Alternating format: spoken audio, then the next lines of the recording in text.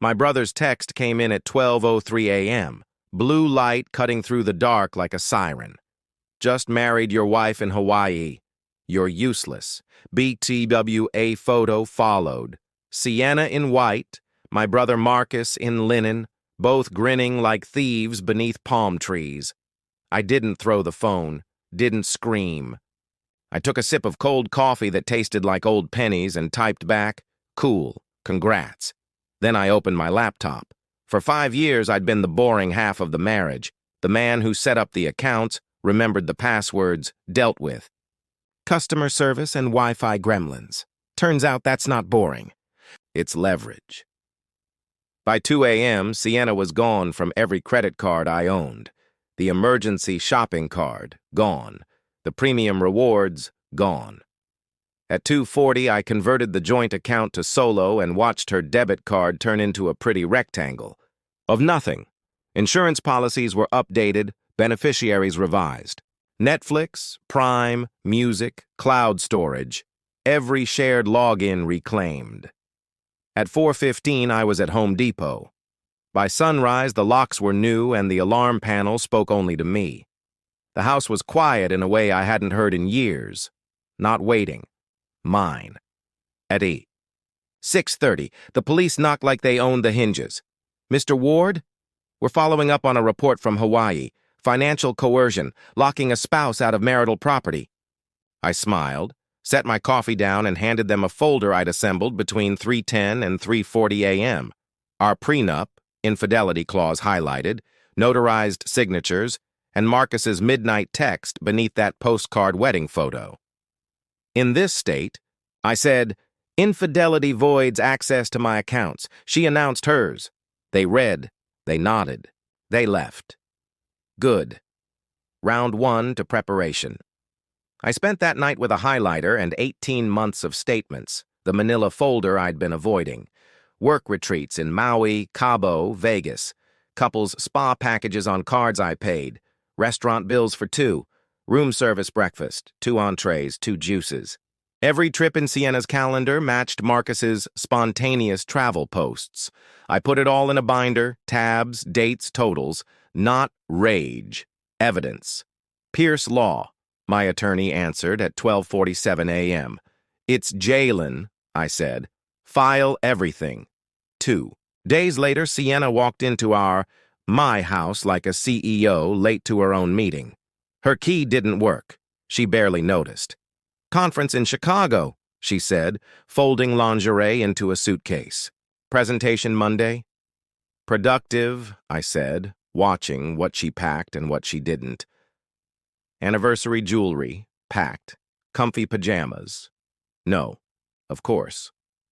At the door, she paused to deliver her line. "You know your problem, Jalen? You're nothing. You always were." She left. I rinsed her teacup, the floral one we bought in Vermont, and felt nothing except a clean kind of relief. Sunday, the black SUV screeched into my drive. Marcus climbed out looking like a midlife crisis in designer sunglasses. Sienna followed. "Hurricane in heels. You can't erase me," she screamed, hammering the door. "This is still my house." I watched from the window. I waved. When she doubled down, I turned on the sprinklers. Smart system, heavy cycle, great pressure. The porch erupted. Sienna shrieked, mascara sluicing off in rivers. Marcus skated across wet concrete and lost his sunglasses somewhere near the hydrangeas. For one perfect second, our eyes met, and I watched doubt bloom on his face like a bruise. They staggered back to the SUV, drenched and furious. The door clicked shut behind them like a period. Monday morning, my attorney called, practically purring. "She never filed the marriage license," Aaron said. "The wedding is Instagram theater. Also, she tried for a restraining order. Claimed you followed her to Hawaii, threatened her, financially abused her. Judge denied it. Strong note about perjury if she keeps lying. So, still my wife on paper, fraud artist by trade, and striking out in traffic court for liars." Noted. A week later came the soft knock. Not a tantrum, an audition. I opened the door to Sienna in a slouchy sweater and a very professional-looking baby bump. Jalen, she whispered, hand on the dome. I'm pregnant. It's yours. She slid a clinic printout across the table. Letterhead, data, all the right words. Almost perfect. 7 months, she added, rubbing the bump for effect. That's funny, I said, bringing her a glass of water. Jake saw you having wine last week. Twins? The bump shifted. Her eyes flickered. At first I told Marcus it was his, she blurted. But the timing, this baby needs stability. You have the house, the insurance. I tapped my phone. Recording on the coffee table. One-party consent state, I said. And I called the police 20 minutes ago. Color drained from her face. You can't. This is entrapment. This is documentation, I said as the doorbell rang. They escorted her out, still clutching that expensive prop. Preparation beats performance. For the first time in years, the house found a rhythm. Coffee hot, mail boring, nights quiet.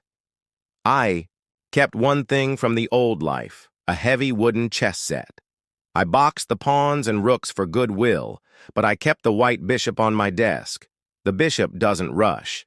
It waits on a long diagonal and cuts you when you forget it exists. When Teresa, my ex-mother-in-law and Marcus's mom called, her voice shook. She took everything, she said.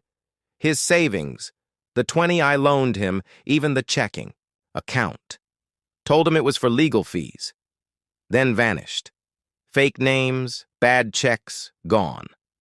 I pictured Sienna sliding into a new city, a new story, a new mark. Practice makes professional. I mailed the DA a clean package, binder tabs, recordings, dates, totals, police reports, the fake pregnancy, the not a wedding, no speeches. Just a timeline and receipts. The envelope hit the mailbox with a metallic thud that sounded a lot like closure. 2 months later, I had a life again. Quiet. Predictable. Mine. I started volunteering at the community center teaching chess to kids who needed a place to be at 5 p.m. Is this the strongest one? 10-year-old Maya asked, holding the bishop up to the light. Not the strongest, I said. The most surprising. It waits, then hits from an angle no one saw. She nodded like I'd handed her a secret map. I think I had. That night, I drove into the mountains, thermos of coffee on the passenger seat. The city below glowed like a circuit board. Each bulb a person managing their own mess or not. I thought about Marcus. Therapist, new job, trust issues, trying. About Sienna, somewhere, selling a story to someone who wants to believe. I was tired for whoever he was. Phone buzzed, a text from Maya's mom. She sets up puzzles after dinner now. Says she wants to think like Mr. Jalen. Thanks for showing her patient isn't weak. I looked at the bishop riding shotgun in my thoughts and finally understood why I'd kept it. Power isn't loud. Power prepares. Wars aren't won with dramatic speeches or viral scenes on the porch. They're won with prenups read, passwords changed, binders built, sprinklers installed, and phones recording. With patience, with angles. I stayed until the coffee cooled and the valley dimmed and the quiet settled in for good. Then I drove home, to a house that stayed exactly the way I left it. The long game was over. I'd played it better.